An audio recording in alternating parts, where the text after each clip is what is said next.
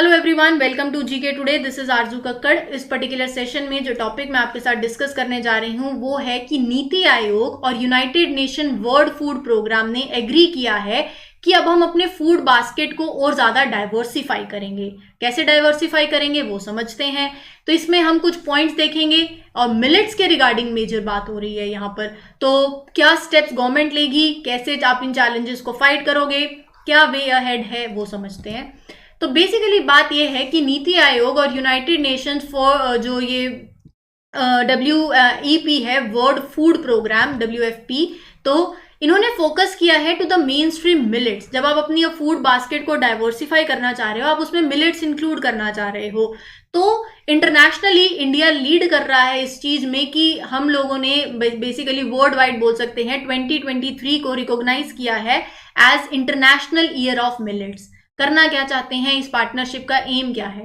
Partnership का M ये है कि जब आप मिलेट्स की आप बोल सकते हो कि जब आप उसकी वैल्यू बताओगे, फूड बास्केट को डाइवर्सिफाई करोगे, तो स्मॉल फार्मर्स को भी लाइवलीहुड मिलेगी और आप अडेप्ट करोगे capacity toward the climate change, और जो फूड सिस्टम ट्रांसफॉर्म हो रहा है उसके तरफ भी you will be resilient. Statement of the intent focus on strategic and proper strategic and technical collaborations होंगी between the parties। किस लिए? To strengthen the climate resilient agriculture. एक ऐसा एग्रीकल्चर हो जो क्लाइमेट रिजिलियंट भी हो। कल को ड्रॉट हो जाती है, बाढ़ आता है, तो बेसिकली आपको क्लाइमेट रिजिलियंट भी रहना है। फूड और न्यूट्रिशन सिक्योरिटी इंडिया के अक्रॉस इसको भी एनहांस करना है। नेशनल ईयर ऑफ मिलेट्स पूछा जाए तो 2023 को डिक्लेयर कर दिया है। गवर्नमेंट ऑफ इंडिया ने ऑब्जर्व किया 2018 as the year of millets. किस लिए? ताकि आप मिलेट्स की प्रोडक्शन को एनकरेज करो, उसको प्रमोट करो। तो गवर्नमेंट ऑफ इंडिया ने ये रेजोल्यूशन लेके गई यूनाइटेड नेशन जनरल असेंबली में, जहां पर उन्होंने कहा कि we should declare 2023 as international year of millets.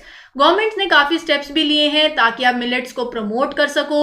Establish किए सेंटर फॉर एक्सीलेंस, इंटीग्रेट किया न्यूट्रीसीरियल्स को नेशनल फूड सिक्योरिटी एक्ट के साथ, मिलेट मिशन एस्टैब्लिश किया अलग अलग स्टेट्स में। Despite these steps obviously still challenges हैं, प्रोडक्शन में भी, डिस्ट्रीब्यूशन भी अच्छी नहीं होती है, लोग उसको अडॉप्ट करें, अडॉप्टेबिलिटी की भी बात है कंज्यूमर्स में भी। तो इसी के चलते अब इस पे फोकस करने की बात करी जा रही है। What can you do, basically in challenge को कैसे फाइट कर सकते हो?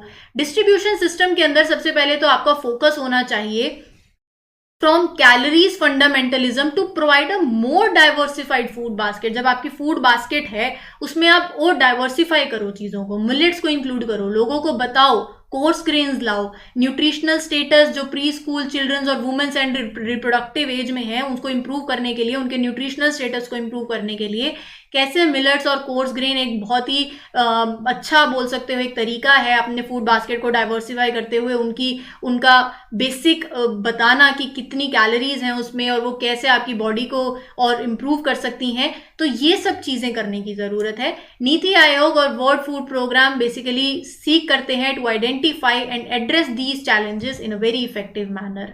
तो नीति आयोग और यूनाइटेड नेशन बेसिकली जो वर्ल्ड फूड प्रोग्राम है, they will conduct following activities. क्या?